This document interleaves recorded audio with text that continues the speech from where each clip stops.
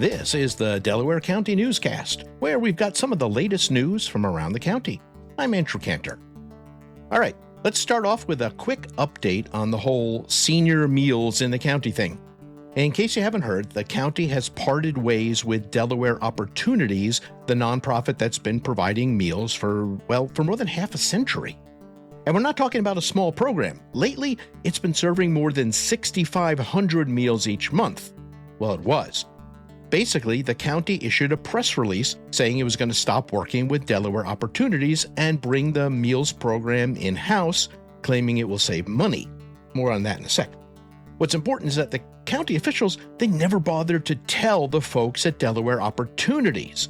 So that led to Delaware Opportunities, which says the county owes it something like $300,000, to issue its own press release and say, fine, we're stopping the program immediately before we lose any more money.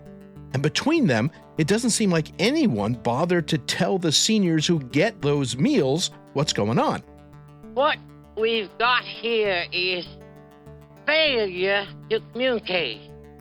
Impressively, though, county officials were able to scramble using, duct tape and bubblegum and get meals out without skipping a day. Right now, they're using a mix of volunteers, staff from the sheriff's office, and personnel from the Office for the Aging, to deliver meals and run the dining room sites. They're still trying to figure out the long term, though. Like I said, county officials argued that bringing the meals program in-house will save money, but here's the odd thing. How do they know that?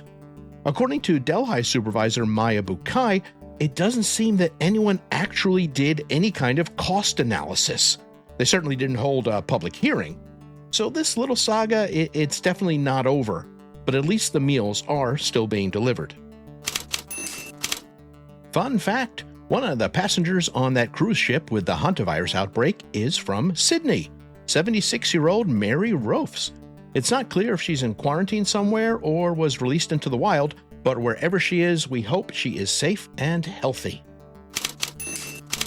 Colchester's got a new comprehensive plan. Basically a long-term vision for the town. It looks at demographics and then sets broad goals, like long-term infrastructure plans, zoning ideas, housing issues, even how to deal with climate change. Now, to be sure, the comprehensive plan doesn't require any specific projects. It's more like a general guide that everyone agreed on. It took 2 years to create, what with input from residents, an environmental review, and all the other T's that had to be crossed and I's that had to be dotted. If you're interested, you should be able to check it out soon on the Colchester Town website at colchesterny.gov. Just an FYI, the Downsville Bridge, the covered bridge over the east branch of the Delaware River, it's now closed to all traffic after engineers found structural deficiencies, so it might be a while before it's open again. It was built in 1854, so I guess that's not entirely surprising, but did you know the bridge has a Wikipedia page? It's not much of a page, but it's there. Hamden officials are looking to create some new standards for signs in the town. They're going to be holding a public hearing on their plans June 3rd at 6:30 p.m. Essentially, they don't care if someone wants to put up a sign that's smaller than 10 square feet, but larger than that will require a permit from the code enforcement officer, and anything bigger than 32 square feet will need a whole site plan review. If you plan to attend that June 3rd meeting, by the way, you can also weigh in on the town's planned temporary moratorium on any big data centers. They'll be covering that there also. Should be fun. It only took 2 years and who knows how many committee meetings and phone calls and assessments, but congratulations to Middletown. It finally has a plan for a new transfer station for its garbage. Well, the start of a plan. The cost? Just $3.5 million, give or take. Right now it's still preliminary, but the town wants to get to the point where there's a complete design and a firm price from the engineers. Then it'll start looking for grant money.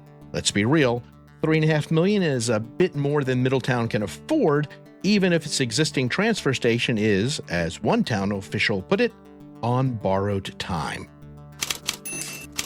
If you owe property taxes in the village of Sidney, trustees there have proposed a new law to make it easier for you to pay them. Pretty simple. They want to offer payment plans of up to 36 months. I guess they don't do that already.